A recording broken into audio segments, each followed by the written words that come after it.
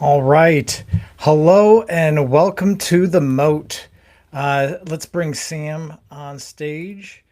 Love it. Sam, welcome to the Moat. All Glad to right. be We're here here. to break down real businesses and business decisions and the problems behind them.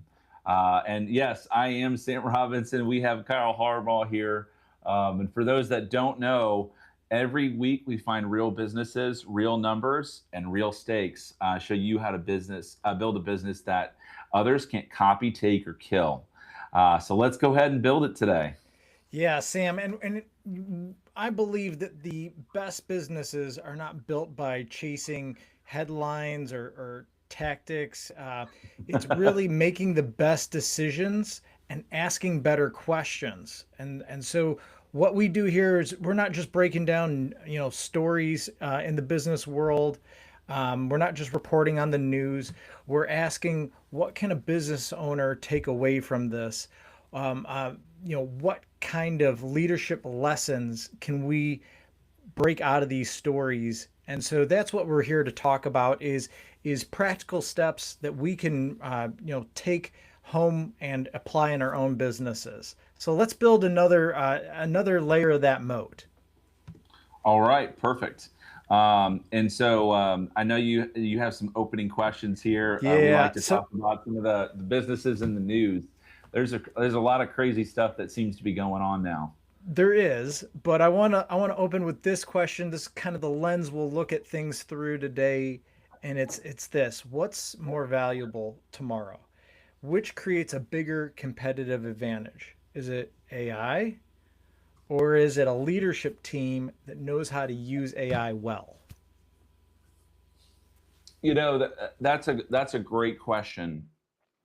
And many would say, hey, it's a leadership team that knows how to use AI well.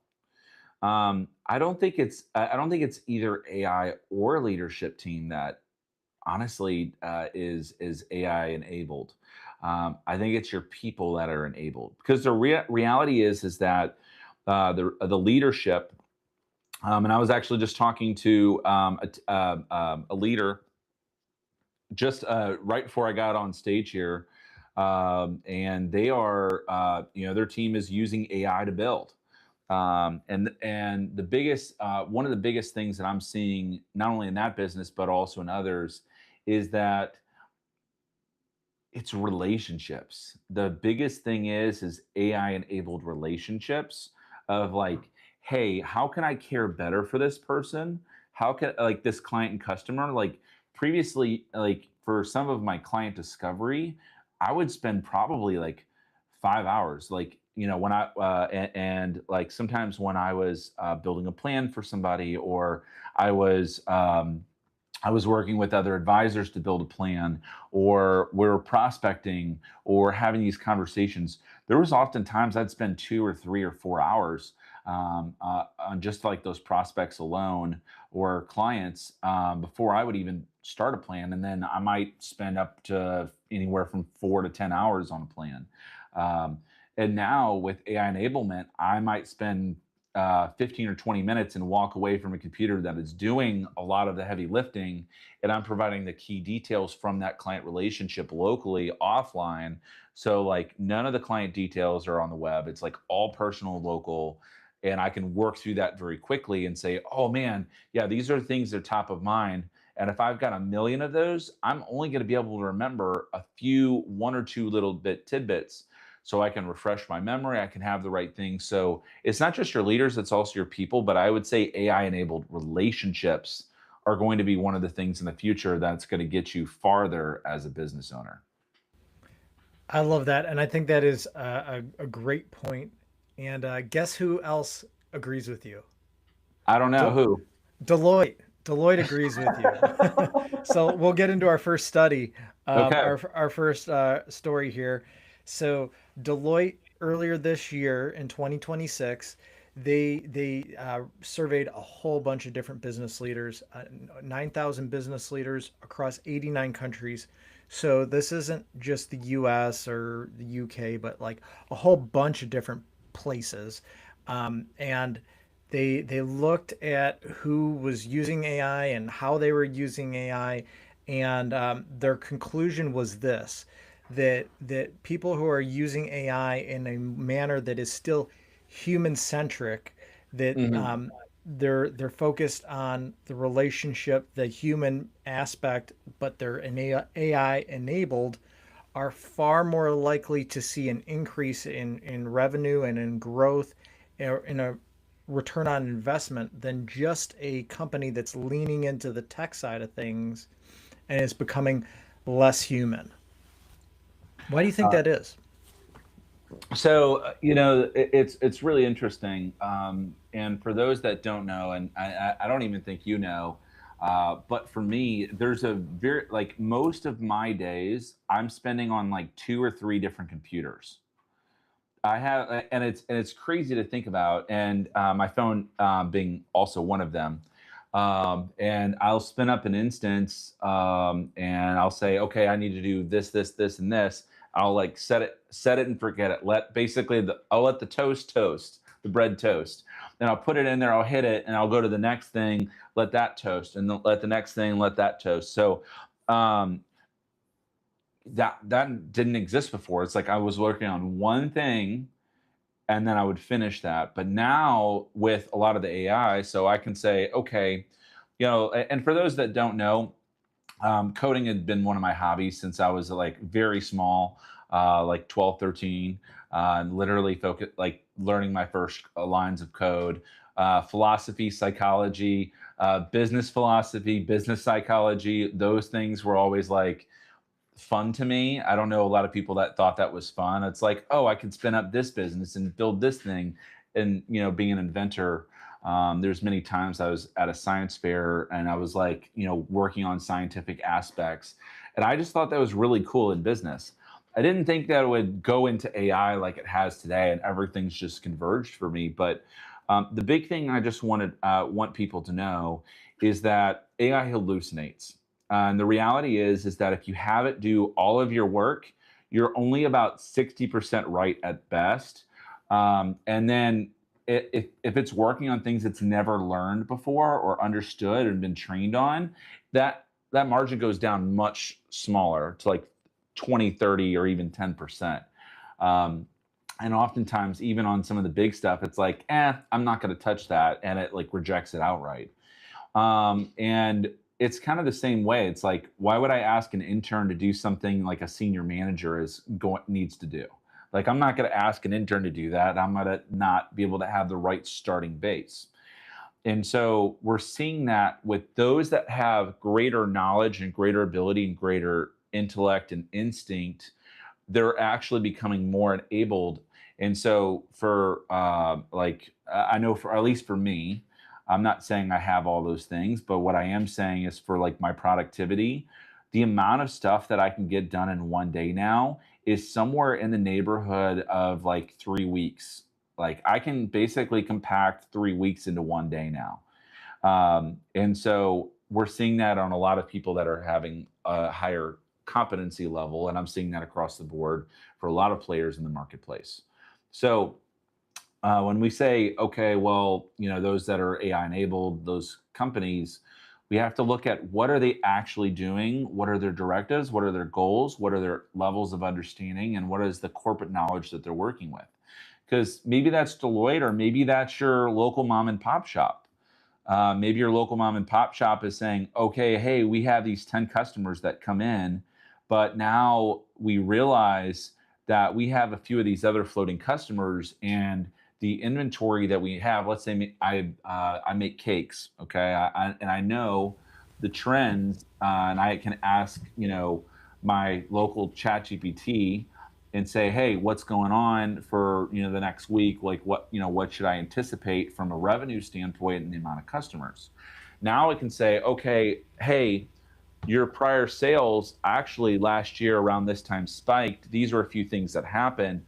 And you can say, oh yeah, that person typically comes in. We need to like get more ingredients, otherwise they're going to run out. We're in a bad spot. Or maybe they're saying, oh, maybe this is going to be a slow week. Okay, well, since it's going to be a slow week, I'll just work on a few other requests that I can do. So Yep. we're seeing things like that for people that are AI enabled to draw in many different types of systems and integrate them into a language model where I can ask it a question and there's an orchestrator where all the tools are being brought together.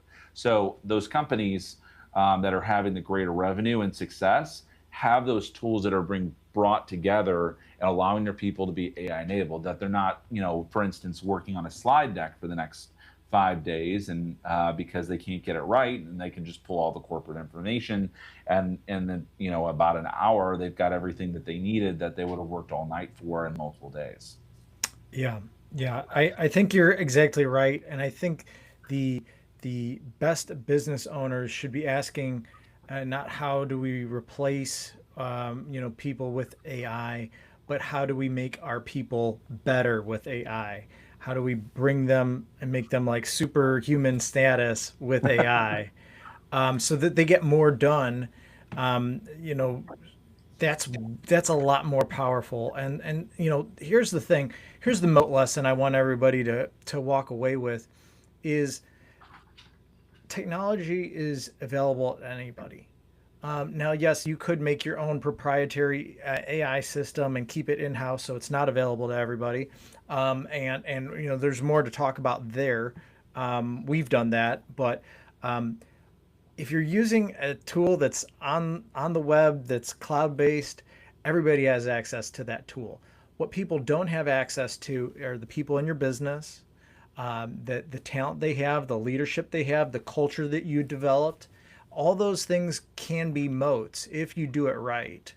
And so, if those things that you've already built moats around your business using people, leadership, culture, if you can enhance those through AI, now you've got even an even stronger moat. Correct. And on that same piece about having a stronger moat and your team being AI enabled, I do want to take like a pause and talk about that for a quick second, because there's something that's changed in the marketplace right now that many don't realize. So this is coming from a software as a service piece. This is not coming as like a business necessarily, although there are specific applications to it. But if you're a tech company, you're not building hardware, you're building software. Right. Um, um, I believe this comes from Salesforce, but I've been hearing it in a lot of other circles, at least four others. So maybe not a lot, but quite a few of my own. Is that you're only really about 3 months ahead of time. And most of those larger companies are trying to stay 3 months ahead. So this might be new features, new quality, better quality, staying in front. And they're having to spend the money to be able to get there. And so they're essentially paying for those 3 months ahead and keeping that moat. But what we're seeing is for technology, which is software as a service, but others in that same moat, that moat is constantly eroding. So they're constantly having to dig out new parts to continue that eroding moat. Yeah. And I was talking about this with another business owner that based on what they had, based on their current market, they're probably for them specifically, they're probably looking at a half a year to a year and a half for their own product, and they've built a much wider moat, so they have a little bit more time. But if they're not staying ahead of that curve, the reality is moat erosion, that someone can come in with an inferior product but a lower cost and say, well, we're going to undercut, we're going to do, have less features, but we're also going to be cheaper. And so the customers may say, well, I didn't really need those features in the first place, I'm going to pay less. And Right. then they've now won that business and now they've made a customer.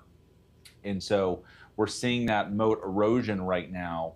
And the only real way to stay ahead of that is both quality and service and relationship. So we're really getting down to the things that matters, which is optics. Mm. So staying in front of them, understanding that your marketing and your branding has about a 28-day shelf life. I call it a 21-day. So I can keep that on a rotating every 3 weeks versus every 4 weeks, and understanding that I'm just trying to get in front of them. But we're going to start to get into what optics are and what those relationship aspects are and the psychology around them, because you've really got to, that's where a lot of the moat is versus saying I've got a new feature. So more on that. Yeah, and Sam, this makes me wonder what other people are doing. So, if you have a business, if you are using AI in your business, leave us a chat. Leave us, something in the chat, letting us know how you're using it. If you're watching this not when we're live, you're watching it sometime later.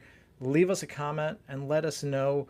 The whole reason we're here is to interact with you guys, and so we love to hear from you. We'd love to know how you're getting your work done more efficiently with AI. Yeah, so let us know. This is a live show. If you have a question, leave it in the chat. We'll address it live here on the show. So, Sam, speaking of competitive advantages, let's get into our next topic here. Have you heard of this little company called Dutch Bros? Yes, a while ago. What's new with them? So Dutch Bros, I personally, they're kind of a new company to me. Apparently, they're Okay. really big on the West Coast, and they Yes. are here in Yes, very Missouri, much so. but they're not here in St. Louis. And so I kind of had to do some research, but earlier in quarter 1 of 2026, Dutch Bros had a revenue growth of 31%. Okay. So it's pretty significant. Revenue of 464 and billion dollars, up 38, 38, excuse me, 30.8% year over year, with the same shops raising sales 8.3%. So they're growing a lot, and they're targeting at least 185 new shops. So right now they're around 1,200, and they think that the U.S. can support around 4,000. So they have a lot more growth to Hmm. do, and so I wanted to ask you, um, what ideas, takeaways can we learn from this, that they're in growth mode, but they're actually Yeah. focusing on they're focusing on existing markets. They're not necessarily coming to St. Louis. Yeah. So here, so the one I just I pulled them up again to remind myself a few of the other things that they sell too.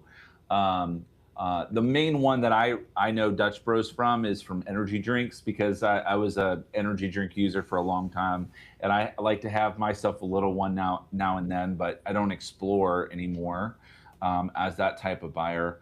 But I do know that category is very crowded. So Yeah, the I mean, question is, Starbucks has been there forever. Like you would think, well, coffee, like, I'm just thinking, like, you have Caribou Coffee, you have Starbucks, you have Seven Brew is another one. Like, you have all these other coffee mhm, players, plus like all these different coffee brands. Like, so if you want to make your own coffee, you can. correct. So how are they seeing all this growth? Um, the only way that you're really going to see growth is something that's so different and like so either one out of place or two so different that it's like I don't know where to put this, but it's something that I like. It's like Hmm.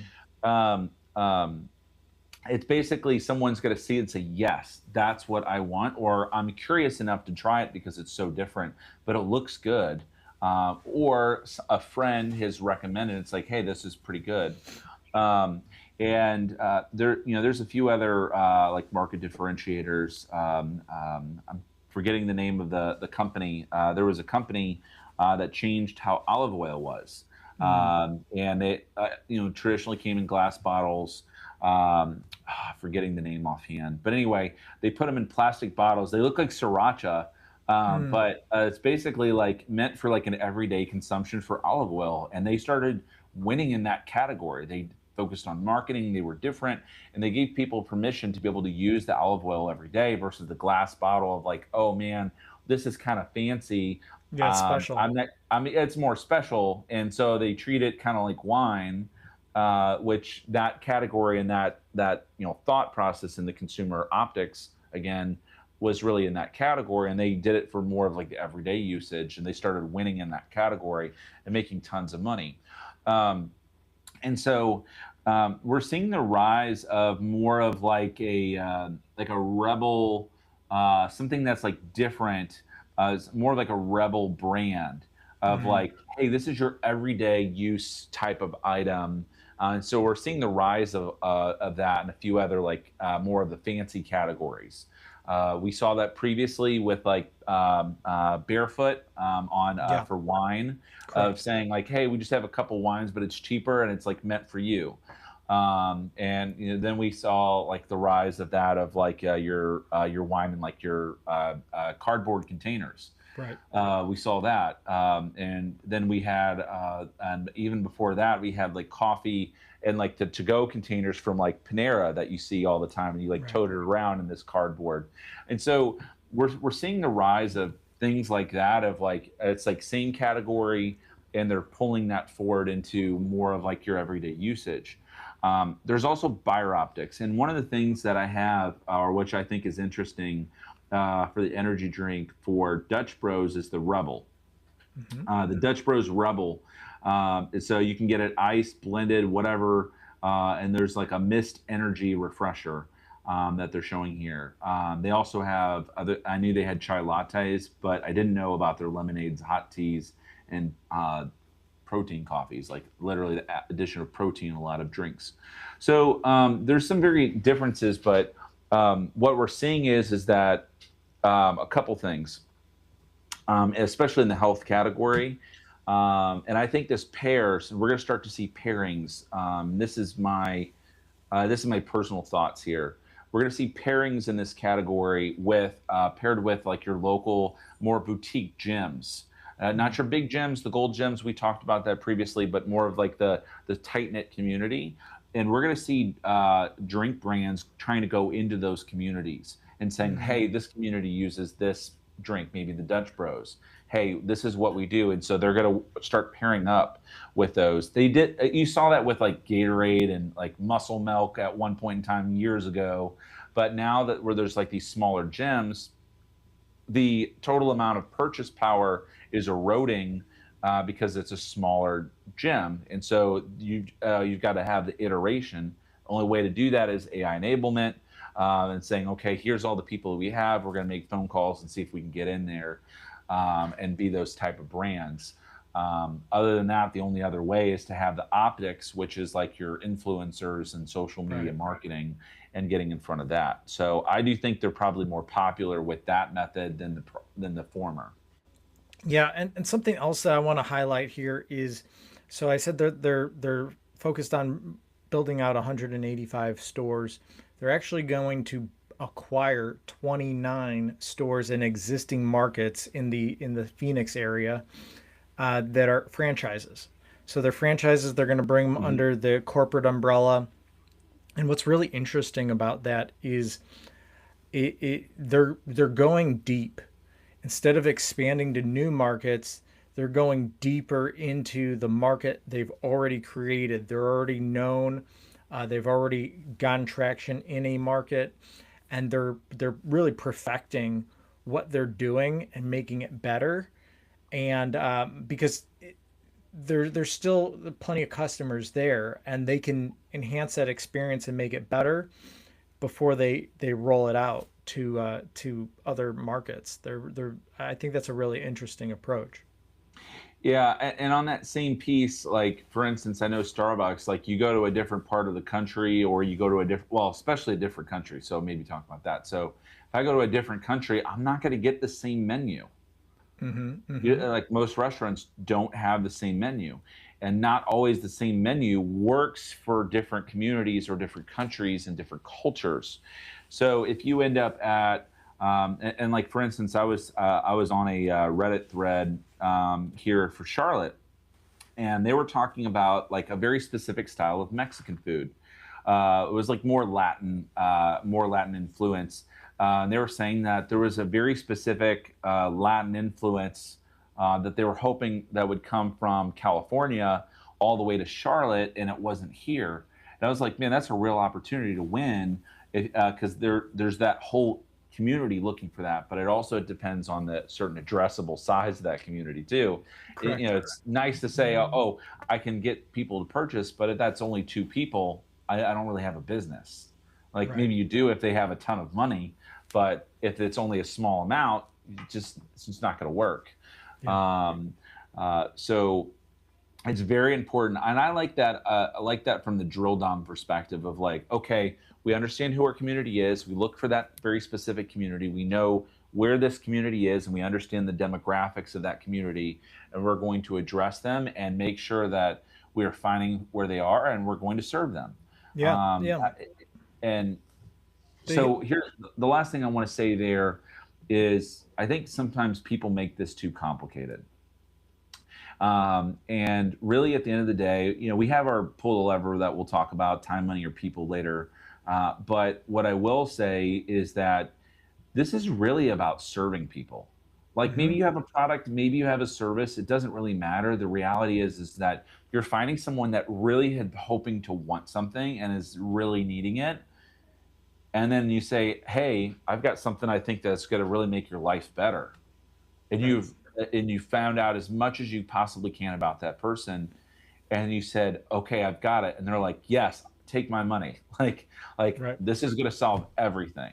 Like maybe it's like it's going to make them go faster. Maybe it's going to make their lives better. Whatever that might be, good, fast, cheap, so to speak. It's like, oh man, I'm paying $1 million here, and I can get it for 1,000. Why would I not do that? Um, so good, fast, cheap, et cetera, making their lives better. And then if you have the large total addressable market, so more than one person, you have hundreds of thousands, maybe millions of people or more that really would want that, and that is something that you're doing, you can do for them. Then you're basically just on repeat for the rest of those type of market, and you're there serving them and trying to make their lives better. And to go farther beyond that and to really try to make it something else, you're losing the humanity and the way in which you're going to be building your business. So the core, you're really just serving people Right. in different ways, and it's crazy to think otherwise. Yeah, and one thing I want to add there is they're really leaning into their identity. They knew who their customers Correct. are. They're not the customer base that goes to Starbucks. They're drive-through only. They're really leaning into other types of drinks, and like the people that work there are broistas. Their ticker symbol is bros on the stock exchange. So they're really leaning into this different community, and serving them and their needs, and really creating a community, and that's winning for them. So it's being their own unique thing rather than trying to copy somebody else. Yeah. And I agree with that. And it's a really interesting time that we're living in right now because um, I didn't think I would ever see it. But it's like you have cyclical cycles for fashion. For instance, it's like, hey, if I bought this thing in the 1970s, it's going to cycle right back, and it's good for a time, maybe a shorter window, but it's good for a time, and then it'll recycle the next one and recycle basically almost with every generation. Um, but it's really interesting that I'm seeing like the rise of like the 1990s and early 2000s and like some of the like 80s mixed together, and a lot of brand styles, and also a lot of communities, that I'm seeing a lot of these recycled terms, recycled graphics, recycled marketing, recycled et cetera, in some of these brands. And so um, when I'm thinking about like the Dutch Bros and the Bros, and I'm like I'm seeing that 1990s effect almost right in there in the early 2000s. I don't know for the so hint of nostalgia here for a second for those that know the "What's up" on the phone. That commercial, it's like and like "What's up." Um, I think it's like very much like that from this hint of nostalgia of like coming back of like bringing back that memory of like the things that I experienced in my past that I would love to bring up today and I couldn't, and just remembering who we are and what we experienced, whether good or bad, but hopefully much better. But today, and I think that's a way to make it fun. And I think that's what a little bit of what the Dutch Bros is leaning into is a hint of nostalgia. Yeah, I agree. Make it fun. Like, Yeah, yeah, that's great. Well, hey, wanted to quickly speak to our audience again. If you're enjoying this conversation, we would love it if you subscribed. We'd love for you to leave a comment. Let us know that you're listening. What your thoughts are with Dutch Bros. Let us know your favorite drink if you like to go there. Um, if you're listening later on, give us a comment. Like, share, and subscribe. Like I said, that really helps the show out. And if you're facing a business decision, we love to help you think through it. We help you think through it through a leadership strategy perspective. Um, you know, really help you understand how you should approach the situation and what risks or opportunities might be ahead of you. So, if that's something that you'd like to, talk about, feel free to leave us a comment here, or you can book a call with us and speak privately. We'd love to have a conversation, no pitch. We're just a conversation to see what's going on and how we can help you. perfect. All right, Sam, it's that time. Are you ready to pull the lever? Yes, I did want to make one other comment though. Yes. Okay. Um, so for those, and this is based on what you mentioned a second ago. So for those that are listening, if you're a business owner right now and you're like, I don't know, maybe I need help, maybe I don't. Um, we can, if you book a discovery call, we try to leave you with something valuable. So even Hmm. if you don't do business with us, our goal is to help every business and let them be better than we found them, or Yes. help them be better than we found them. And so that's a very different approach than most companies like ours. So consulting company, fractional expertise and help. So not only helping you understand what your problems are, but actually digging in and getting those done with you. Most companies that do what we do, they don't help you, number one, but they certainly don't try to leave you better than how they found you. They try to help you understand how bad it is and just leave you with a picture. And if everything's burning, it's like, well, I don't even know what to put out first. So we do at least try to help you be better than how we found you. So if you book a call today, that's going to be our main goal, is to help you out even if we don't do business together. But yes, I am ready to pull the lever. So like, subscribe. Would love to see additional chats in the comment as we go. All right. Outstanding. All Mhm. right. So every show we talk about three main resources that a business owner has to be a good steward of: time, money, and people. If you don't manage those three well, you're not going to be in business for too long. You're going to have some major issues. And so let's pull the lever, Sam. Today, with the Deloitte story, what do you Okay. think it is? Time, money, or people? Well, clearly they're spending money.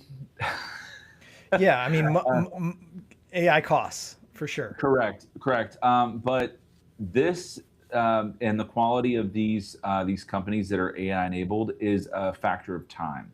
They're Hmm. trading money for time in different ways that we did not expect, especially when we started this era a few years ago, really 2022 into 23 when this started. And so I think we're at the top, at the point of now of like it's more time savings versus cost savings. We're finding out that AI agents in the AI infrastructure, especially in the cloud, is more expensive than employees, especially in the run up, and that we've talked about in prior conversations here. So I think this is a function of time, really. I agree, to a certain extent. I hear what you're saying, but this is, I think, a really a people thing that you can have an outstanding team, but if they're not using AI, they're going to be capped. And if you have really outstanding tools, but nobody's using them, then it's a big waste. So really leaning into the people element, getting your people uh, AI fluent, using lots of tools to help them produce more, a higher quality work product in less time. That's ideal. So great teams are going to outperform anybody, just anybody. They need to have those competitive advantages, like AI. Correct. And you do bring up a really good point on that. And I'm assuming that you have a stellar team that you've already built. And if you haven't, then it would be a function of people. But for those that have a stellar team that are AI enabled, it's a function of time. And you're trying to recapture those A plus players and those A players that highly that basically that the your championship team all over again. Your goal is to get that championship team together, and if it's not, and you're trying to enable, C and D players that really shouldn't even be there in the first place, it's not worth the money, and it's not going to get your time back. Yeah, that's a great point. Mhm. So with regard to Dutch Bros, what do you think there? That's a real interesting piece. So since it's a function of those people, I would venture to say that since they have the optics and they're penetrating markets and they're going down deeper, it's going to be a function of money for them, especially on the franchising piece. Most franchisors, like people that franchise, don't make money. And I think for Dutch Bros, I think it's going to be understanding who those franchisors are, both at the time and those people. Yes, they're putting people on there, and I think those are functions too. But I think Dutch Bros is going to really need to spend that money to be able to understand the demographics that they're serving in those new marketplaces with those franchisors. So they're going to have to put some real money in behind what they're doing there, and a lot of those are going to be capital intensive, especially if they're opening new, and especially with thinner margins on the coffee side, and brick and mortar locations. So I think this is going to be a function of money, unfortunately. Yeah, no, I think it's a money thing for sure. I mean, obviously they're going to spend lots of money to make lots of money. That's the idea, at least. They're opening 185 stores. They're knocking it out of the park. They're making, close to 500 million, in a quarter. So they're doing a great job, but at the same time, they have to continue to execute right, and in order to do that, they're going to have to acquire the stores. Like I said, they're acquiring about 29 franchises, and they're going to have to continue to build their brand, build the culture, build the community that has already worked for them. So I think that's going to be it's going to take money to make more money. Yeah, and as far as I can tell, and how many stores did you say that they currently have? So, but I Yeah, did a quick Google search. They said 1,200 current locations. yeah, they have about Um, 1,200, correct? and and what I will say is for them, um, they had their goal by 2029. So the next 3 years is 2,029 stores. So they're doubling. Well, not exactly, but in my mind, they're doubling locations, which means they're doubling their culture, they're doubling their spend. Um, my concern is that they're reaching over their skis very, very much. If I was them, I would aim for 1,400. I know that's crazy to think about. Maybe there's some valuations, ROI, and their franchisors. And it says here that their top states are California and Texas, and which basically combines 40% of their shops.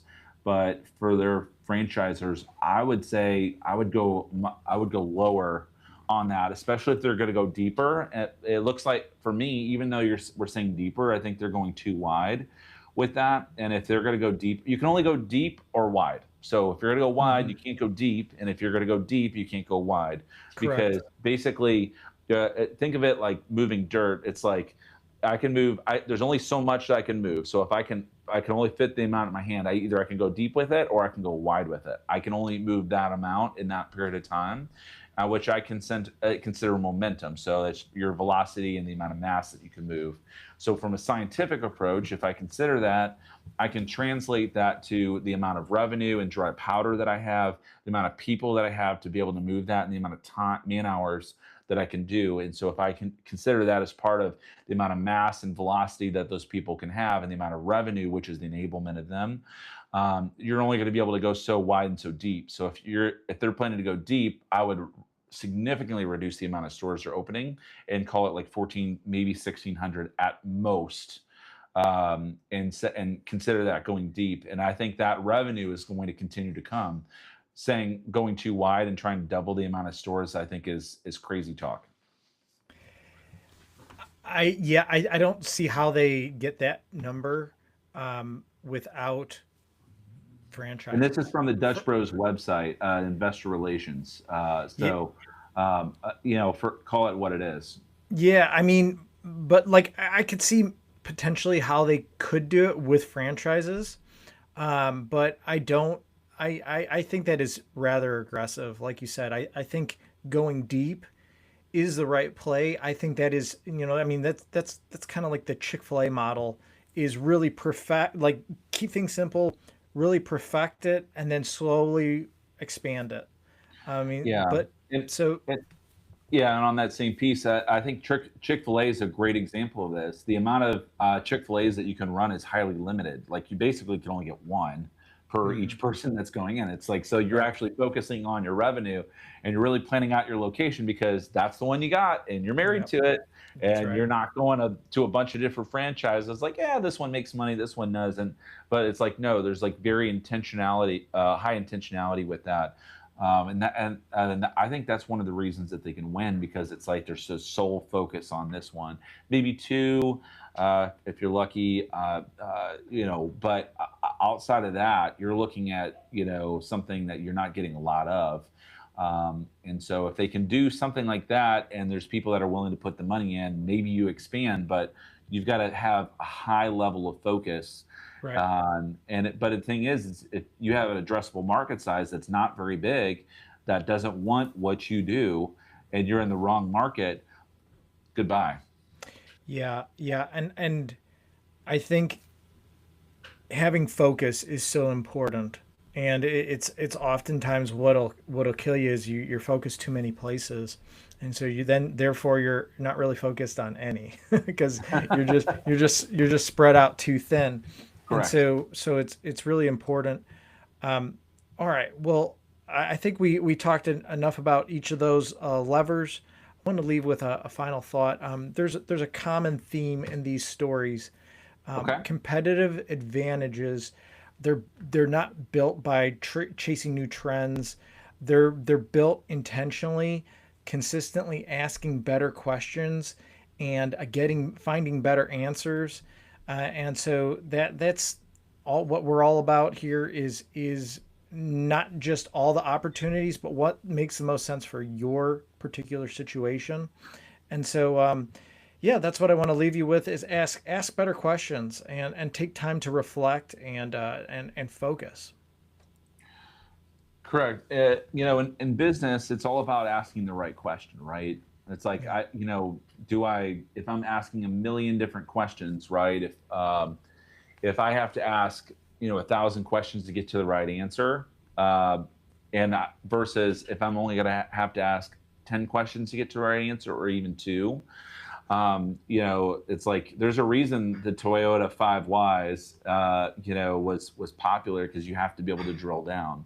Right. Some of that is experience. Other times it's finding the right person that has the right experience.